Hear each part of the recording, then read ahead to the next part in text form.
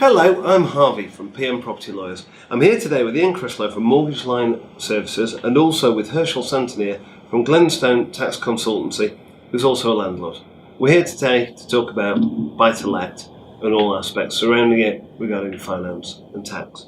So, Ian, should all portfolio landlords start by using a limited company? Hi Harvey. No, all landlords, whether a new landlord coming into the market and looking to expand in building a portfolio, or an existing landlord who's already got a portfolio, the new thing about setting up a limited company to put all the properties in is not always the best idea. It's all down to individual circumstances. So any landlord considering setting up a limited company really needs to take advice, one from somebody who's going to be arranging finance for them going forward, and two from somebody who's a tax expert and also the legal side of it. So these days now it's become sort of a four-way conversation on each landlord case to see the best way forward. So it depends on the circumstances now and where that client's seeing himself going forward in the future with his portfolio. Okay, so it's about planning ahead as much as anything Planning else. ahead and planning for now, because if you get it wrong at the start, it will have massive implications going forward for your tax point of view and also for trying to raise finance point of view. Okay, so Herschel, just as a kick-off, the same point then, what's your view on whether portfolio landlords should use a limited company? If we're talking about existing landlords moving their portfolio into a limited company, I would say absolutely not, unless you've taken specific advice on it. Mm-hmm. For a number of different reasons, and I would agree with what Ian has said, that you need to look at your individual circumstances. So, for example, look at the history of the property. Have you ever lived in it? Because you might be entitled to capital gains exemptions, which will be wasted moving the property into a limited company. Okay. You might want to consider whether there are other ways other than using a limited company. Most of the impetus to move properties into a company are to do with Section 24 and the mortgage interest rate. So you might want to consider remortgaging the properties and changing the cost of the mortgage interest. You may want to look at ownership of the property with a spouse, for example, whether you can utilise their basic rate band. You might want to change the property strategy and turn it into furnished holiday lettings, where you continue to get the mortgage interest relief anyway. Yeah. So a number of different things. How highly geared are the properties? Are there losses brought forward? Because again, if you move the portfolio into a limited company, those losses disappear. Yeah. I think we're already seeing, since the changes have come in, that some clients have been getting some, say, poor advice in regards to how they should change their portfolio all in one go, and then, as we've already found, that some clients are already getting capital gains tax bills which they've never been advised about when they were at the outset. Yeah. And also, if you're a new landlord coming into it, it's how the limited company has to be set up. Most lenders want the limited company set up in a specific way as an SPV, so to lend to it, it's got to be set up correctly in the first place. Okay. And we're still seeing landlords still coming with limited companies where it's been set up incorrectly and no lender will lend to it, so then they have to start changing what's already been put in place to move forward with those properties. Okay. So for the benefit of our viewers, what are the different ways in which you can buy property then, either individually or as a company? So as an individual, it's as it always was. Most mortgage lenders will lend to it. There's quite a few lenders out there. Since the limited company thing came into it, then a lot of lenders have started coming into the limited company market because it is the fastest growing market in the mortgage market at the minute. But again, that's been driven by maybe sometimes people doing things that they think they have to do, but if they thought about it a bit more, there were other ways and means of doing it. So lending to the limited company, there's a limited market at the minute, but there's more mortgage lenders coming into that market day by day, but they all have weird and wonderful criteria, which is why you need the advice to make sure that you're borrowing from the right company at the right time.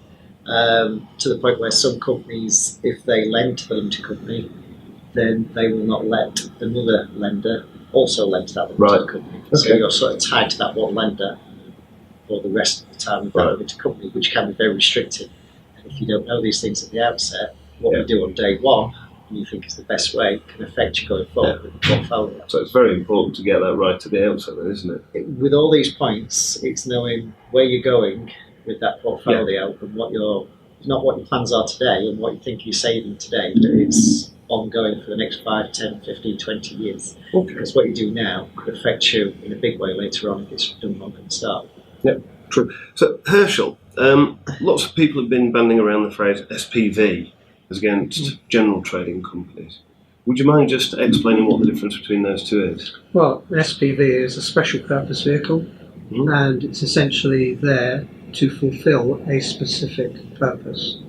So in terms of property portfolios, it might be that you want to have an SPV for a particular development or a particular flip, or you may want to hold your investment properties of a certain type within that specific vehicle.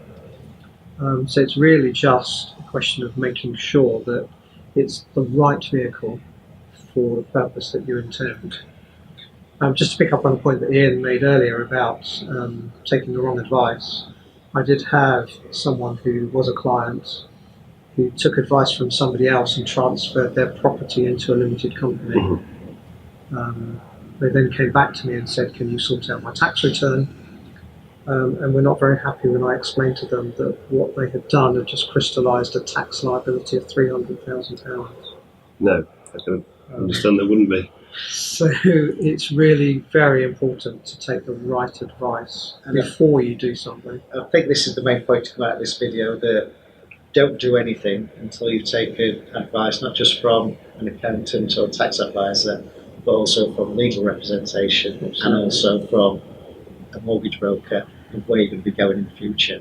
Because just getting the advice from one person, their advice may affect what the other person's going to be doing for you as well, and then that has a knock-on effect. So like I say, it really has to be a sort of four-way conversation every time a landlord is thinking about going into the sort of limited company.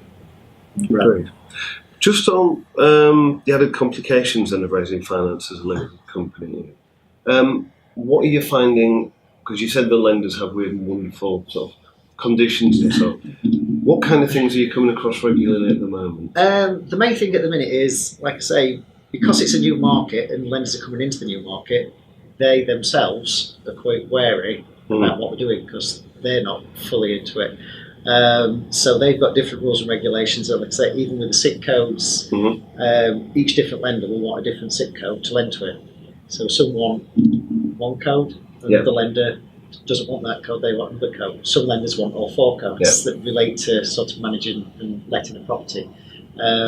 So if you've got it set up in one way, that might tick 3 lenders' boxes.